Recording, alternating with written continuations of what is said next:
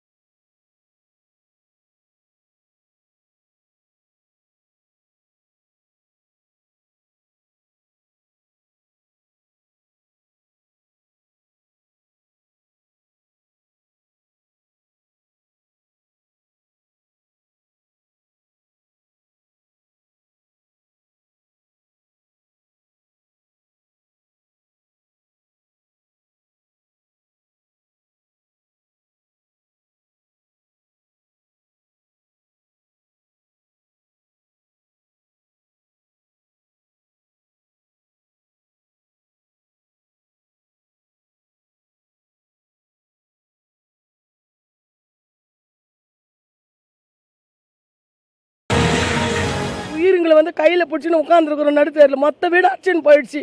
ஆற்று வரமே மொத்தம் தண்ணி எதிர்பாராமல் வந்துடுச்சு. இவ்வளோ வருஷமாக எங்களுக்கு இப்படி இருந்ததே இல்லை. பொண்ணு இட்டுன்னு போய் எங்கள் நிலை இல்லாத நாங்கள் நிற்கிறதுங்க ஐயா. ரெண்டுமே அறியாத பொண்ணுங்க ஐயா. எனக்கு 2 பொண்ணு ஒரு புள்ள இருக்குதுங்க ஐயா. ஒரு ஊனமுற்ற புள்ளை வச்சுருக்குறேங்க ஐயா.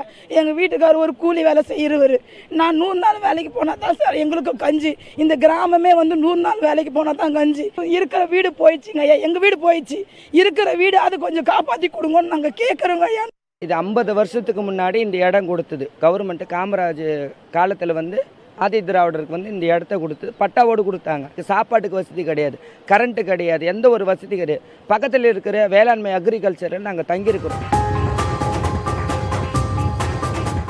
பாதிக்கப்பட்ட மக்கள் தற்போதைக்கு விரிஞ்சிபுரம் வேளாண் ஆராய்ச்சி அலுவலகத்திலும் வடுங்கன்தாங்கலில் உள்ள அரசு பள்ளியிலும் தங்க வைக்கப்பட்டு அவர்களுக்கு உணவு வழங்கப்பட்டு வருகிறது. பாலாற்று வெள்ளத்தில் அடித்துச் செல்லப்பட்ட வீடுகள் தொடர்பாக கேவி குப்பம் வட்டாட்சியர் சரண்யாவை தொடர்பு கொண்டு கேட்டபோது, காமராஜபுரம் பகுதியில் பாதிக்கப்பட்ட அனைத்து வீடுகளுமே நத்தம் பட்டா நிலத்தில் உள்ளதாகவும் அவர்களுக்கு விரைந்து பட்டா வழங்க ஆட்சியர் அறிவுறுத்தலின் பேரில் நடவடிக்கை எடுத்து வருவதாகவும் தெரிவித்தார். அதிகபட்சம் இன்னும் 2 நாட்களில் வீடுகளை இழந்தவர்களுக்கு நிலப்பட்டாவும் சேதமடைந்த வீடுகளை கணக்கிட்டு இழப்பீட்டுத் தொகையும் வழங்கப்படும் என்றும் வட்டாட்சியர் தெரிவித்தார். புதிய தலைமுறைக்காக வேலூரில் இருந்து ஒளிப்பதிவாளர் தங்கதுரையுடன் செய்தியாளர் குமரவேல்.